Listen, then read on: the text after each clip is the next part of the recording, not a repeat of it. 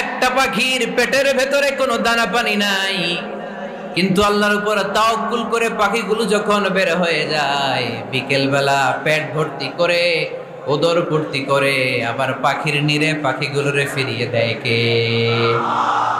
পাখিগুলো কি আমাদের মতো খাবার জমা করে রাখতে পারে?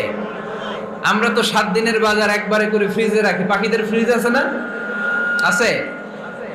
আমাদের অতিরিক্ত টাকা হলে আমরা ব্যাংকে ব্যালেন্স করে রাখতে পারি, অ্যাকাউন্ট করে রাখতে পারি। পাখিরাও তো অ্যাকাউন্ট করে রাখে না?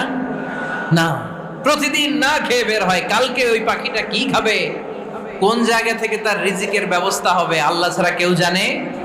এটার নাম তাওয়াক্কুল। এটার নাম কি?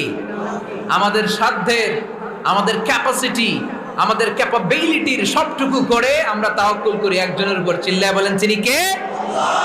এজন্য ইসলাম আমাদেরকে শিখায়, সালাত যখন শেষ, বের হয়ে যাও, কাজে নেমে পড়ো। কাজে কোনো